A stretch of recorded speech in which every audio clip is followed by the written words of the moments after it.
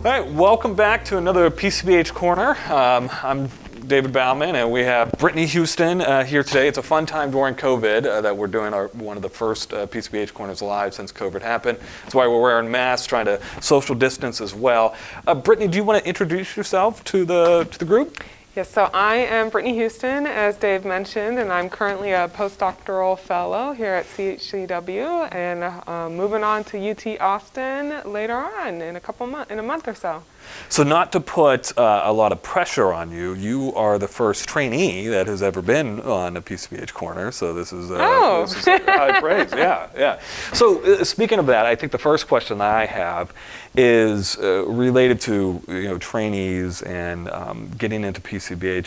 And I know this is a broad question, but is there any advice that you would give students if they're watching this, if they're in their doctorate or their master's program, maybe they're about to apply for internship, maybe they're about to apply for their fellowship, any advice that you would give them when looking at programs for PCBH and what they should be striving for? Yeah, so if this is a new interest of yours, I definitely would look into some of the pieces of PCBH. If you like to work with a team, if you are flexible, if you like to be on the go. I think that one thing that we have to consider in going into a PCBH program is that there is an identity shift, right? If you've been traditionally trained as a specialty mental health professional, you almost have to switch from thinking as a therapist into thinking as a primary care provider. So you are part of the PCBH culture.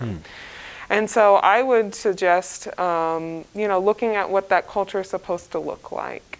We're supposed to be supporting each other. We're supposed to be a part of the team. We're supposed to be a part of leadership. So, and the primary care providers are also supposed to be a part of us, right? So if you can find a program that is PCBH, make sure that some of their PCPs are interviewing you. That lets you know that that they are working as a team. Make sure that a resident is interviewing you because they're going to be a part of the team that you're working with. And so really start to pay attention to those undertones that not only that represent what a PCBH model is.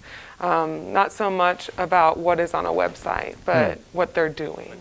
You were talking about this a little bit at the beginning, of making sure that this is something that you want, and knowing about this. I mean, when did you know, and what led you to PCBH? I mean, why PCBH? Why is this something that you're really focused in on? So I knew just when I took a class in my doctoral program, I took a class with Dr. Stacy Obaid at Our Lady Lake University, and I had been racking my brain for so long about where can I do brief therapy and where can I, make the biggest impact, where I can kind of hold on to this idea that big problems don't need huge solutions, that we can just keep someone going in the right direction and they have the skills to continue the work. And so with that, I went into a class on integrated primary care with Dr. Obaid and saw, the interventions and the way that you speak with people in a visit, and just the hope and the empowerment that came with, doing something in 30 minutes and feeling that it would be helpful. And I've always been someone who likes to work with the team, college athlete, and so I find that I learn best when I learn from other people and doing things. And so I was like, this is where my home is. This is what I was bred to do. And so that was exciting to me. I'm also not someone who likes to do the same thing every day.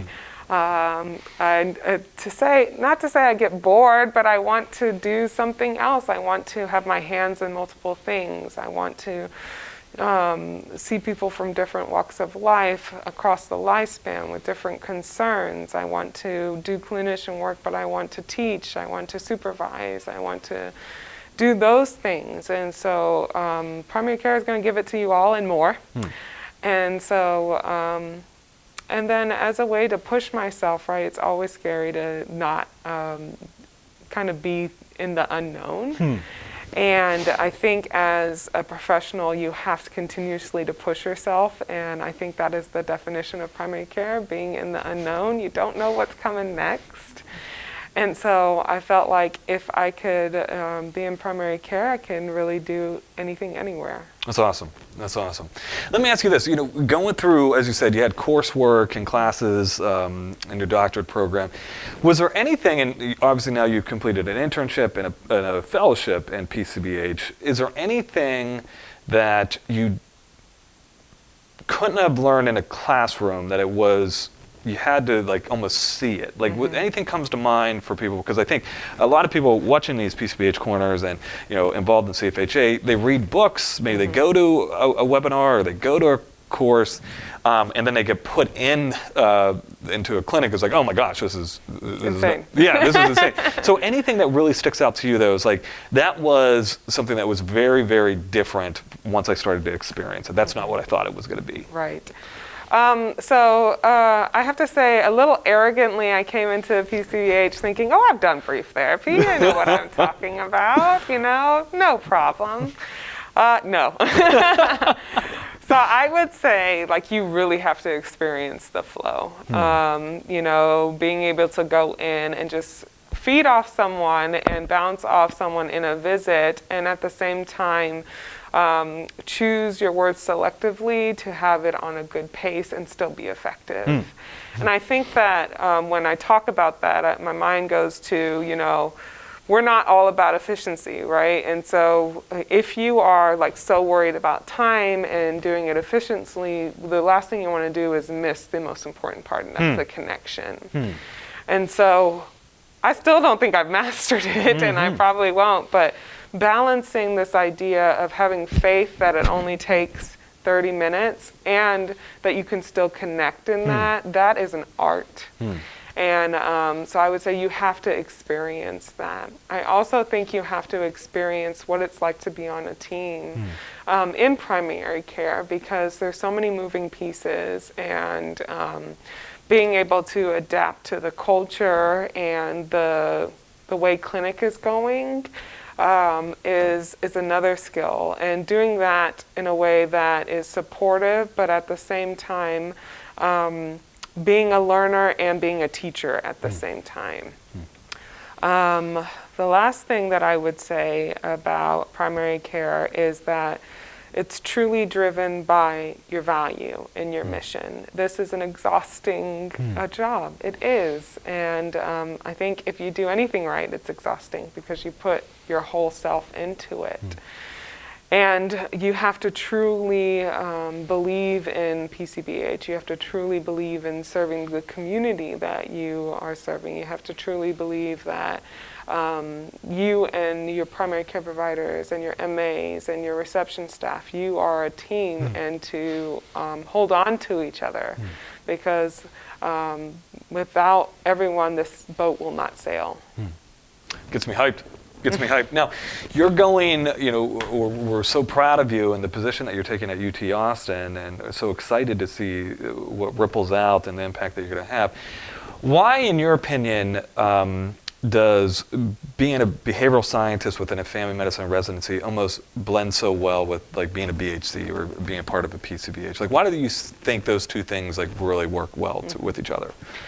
I think that they work well because they, like I was saying before, they have the same values and mission. So when you are a VHC in any primary care setting, not even just in a family medicine residency, part of your position or your career is to upskill the people around you. And so in that, you are already teaching, you are already trying to impact the culture where it promotes resilience and team building and just efficiency and caring, right? And so I think those are all components that you take with you to a behavioral scientist director position, because what are you doing? You're teaching, you're impacting the future leaders, you are figuring out how to support them in their daily careers. You are connecting with them on a personal level. And so I think that to be successful in both careers, you have to have similar characteristics, similar passions, similar drives. That's awesome. That's awesome. So, I'm sure, I think 2020 is definitely, without question, is going to be remembered for COVID. I think that's clear. I think the thing that will probably have the similar and maybe even more of an impactful ripple in the long term is just all the conversations that we're having about systemic racism, different ways of empowering, calling things out for what they are. And I know this is something you've helped us a lot with. My mind wonders, what role do you see PCBH having within this conversation about systemic racism, helping medicine and primary care? What role do you see primary care behavioral health playing in this? And Dave, I'm so glad you asked this question because I think that that's something that we've continuously tried to figure out as it goes on, and I do think that COVID has allowed us to have more power behind this conversation, just because with the drastic health disparities and how we see it disproportionately affecting people of color. And my answer to that is that I think that primary care has always had the potential to be at the forefront of this conversation. And that's because you hear that we are the closest to the community. We serve the community. And if we think about what primary care was meant to do, it was meant to serve the needs of the community. And so as we've been kind of stuck in institutional racism, our models have been also stuck in that as well.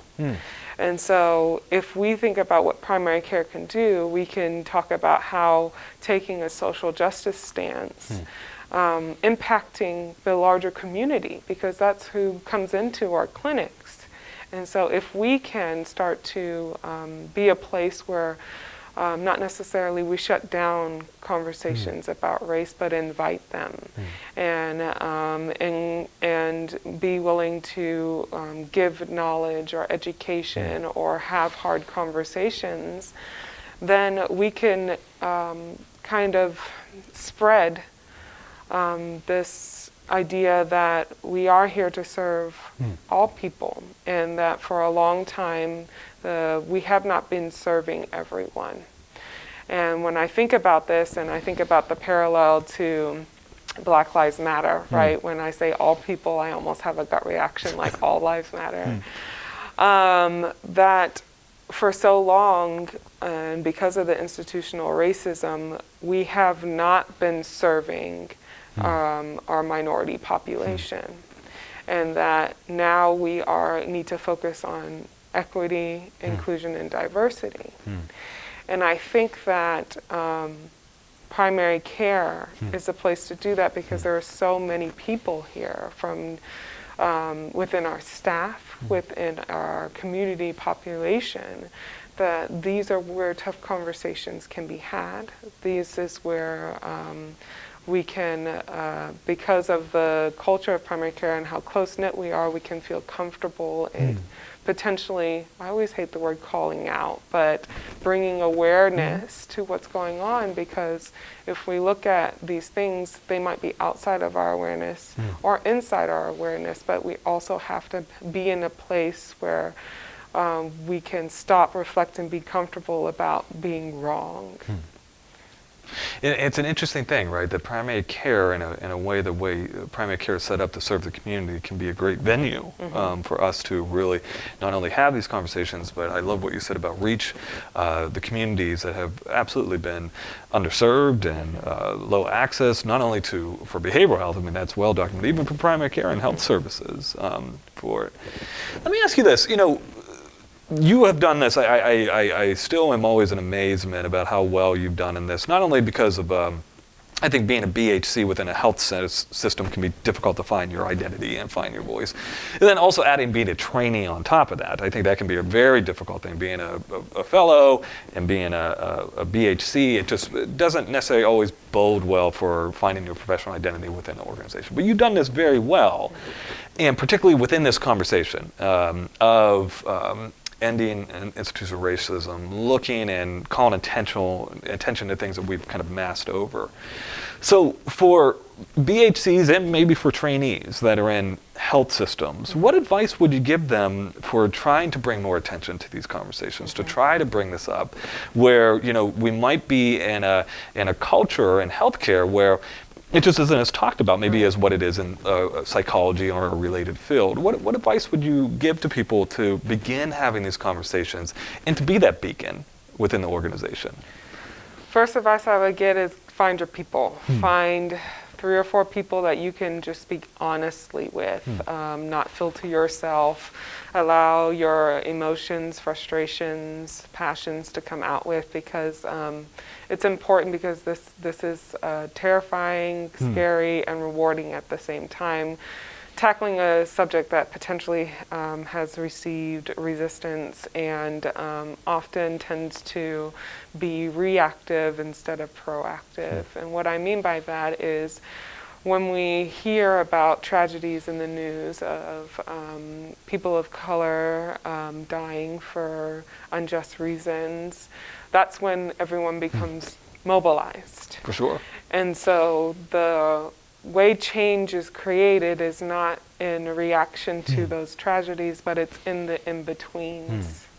And I think one of the things that I have seen in just in our family medicine residency is that there is a dedication to diversity and to tackling institutional racism, but I also think that because for so long it's been steeped in our history, that there is an easy tendency for it to become invisible again. And so continuing to be the one to bring up this conversation, knowing that it will be uncomfortable, knowing that you will get pushed back, you need your people to talk to. I would also say that pay attention to what's coming up for you. And so if you are frustrated, if you are exhausted, if you are worried, those are good indicators that you are making progress. And that, of course, we want progress to move faster with everything, right? Losing weight, running your mile faster, learning your stuff for the EPPP faster. But to be in the moment and to stay connected with the why of why you're doing this, and the faces that come up for you, and the experiences that you've heard. Because no change has come without frustration, anxiety, exhaustion. I agree. And I really like that idea of having your people, and I like the way that you framed it as well. Not just having your people and having like a support system and things like that, but people that you can be completely genuine with. And I think that's the thing that I've really appreciated about our conversations, that there's a sense of like, you know what, I'm going to try to understand, this is what's coming up for me, let's talk through this, and if there's a tinge of lacking of trust, those conversations just die very quickly, right? What worries you about these conversations that we're having now, that I think all probably health systems are having, and we've seen some really beautiful, statements and acts of, saying that we're not standing for this, we're changing this. Is anything worry you about, working in a health system with these conversations going on? Where does your mind go with that? One thing that worries me is that new projects, new ideas will always come up in a health system, and I think we've talked about this. Often, new ideas get a lot of attention, they're shiny, and so something that has been throughout history invisible or pushed away, it's hard to compete against the new and shiny project. And so it worries me that when things start to die down, or when things become focused on something else, that we will regress to the mean, and people will get exhausted of fighting. And I try to remember that this is something that's been building for 400 years, and that for 400 years we have made very slow progress, but that's not enough. And that we need to continue to move forward on this, and that it will take energy, it will take even people's life dedication to do this. But you don't have to do it alone. And so I think that that's another reason why have your people, because those people, they're not only your sounding boards, but they can take over for a little while as well. That's awesome. That's awesome. And it goes back to that in-between moments, right? That and we talk about this, and not to compare the racial and the systemic racism conversation to integrated care, because obviously these are two completely different things. But we talk about that a lot with integrated care, about how easy it is just to go back to status quo, how easy it is to just have this erosion of we just go back to normal, and we get out of the things that we're trying to promote. And similar with these conversations, that I think you said it so well, that when these events happen, we get all this energy and then it just trickles and it dies away. What do we do during those in-between times that to make sure that we continue to move that? That's really great. I think another thing that worries me too is that often these conversations are had among leadership. And we can often, as leaders, we're in a more privileged position than maybe our staff members or our support staff, or even people under leaders. And I think that sometimes they try to make the best decisions. However, those best decisions aren't always informed by the people that are having to maybe enforce a policy or do the change. And so with well intentions, we might create a policy or make a change that doesn't make sense for the people that are having to kind of be on the ground making it work. And so I hope that in this we bring up voices of people that would not have traditionally been heard when we are developing these changes.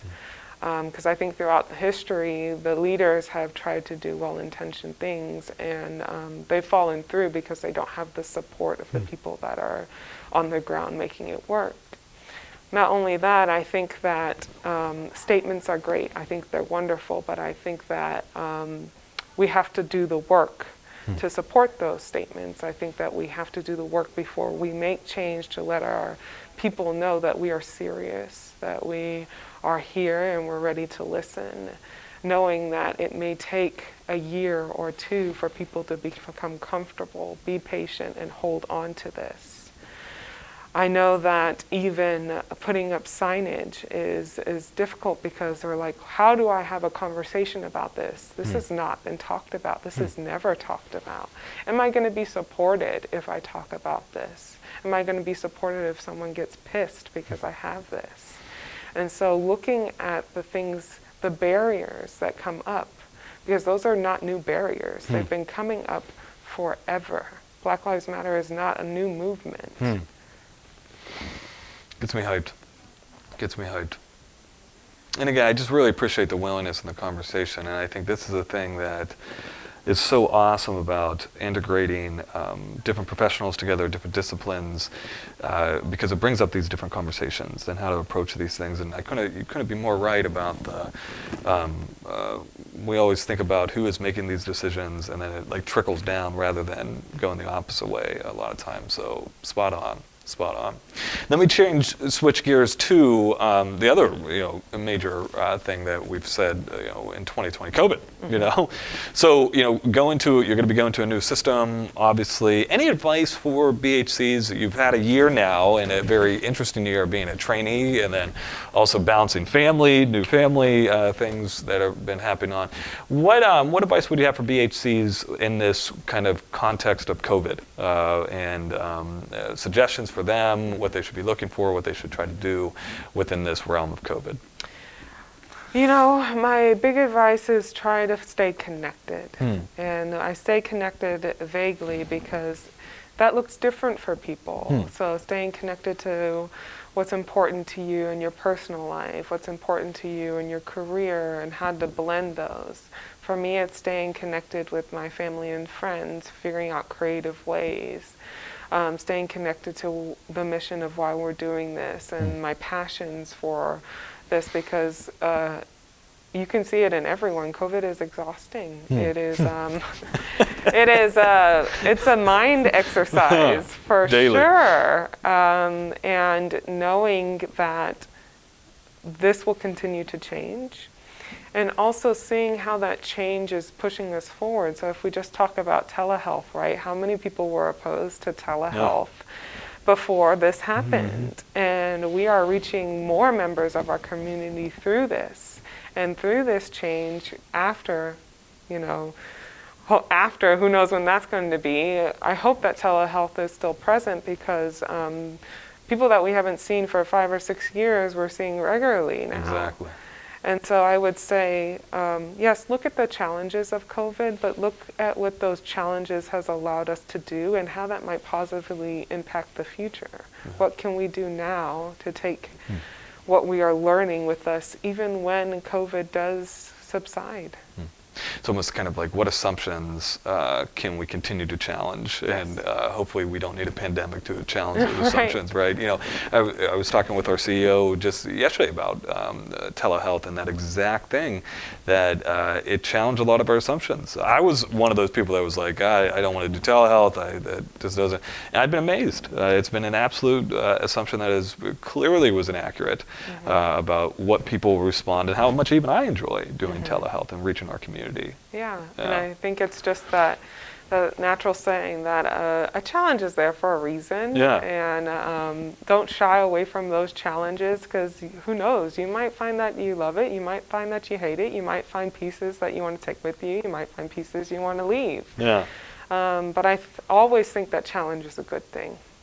That's awesome. That's awesome. And I think going back to the other thing that my mind really liked that you were saying is that when you know your value, when you understand your why, such as like if your value and your why is primary care and meeting your community, telehealth makes sense to do, right? You know, so it's not a matter of, you know, is this a comfortable behavior or not a comfortable behavior? It's a matter, does it get me closer to my community? Right. And if you think about, like, yes, what we do inside visits, they're important, but if you think about what the main importance is that what the patient brings in with them, the skills that they already have, they're still bringing those into a telehealth visit. Damn right. Damn right. Awesome. Awesome. Well, Brittany, thank you. This has been great, and we're really excited. For those that don't know, Brittany is about to graduate, what, a week, 2 weeks? Yeah. Yeah, 2 weeks from our fellowship program, so we're just really excited about her. And she'll be going to Austin to be a behavioral scientist and start some PCBH up there, so promoting that radical change. So thank you for joining again on PCBH Corner, and tune in to next time.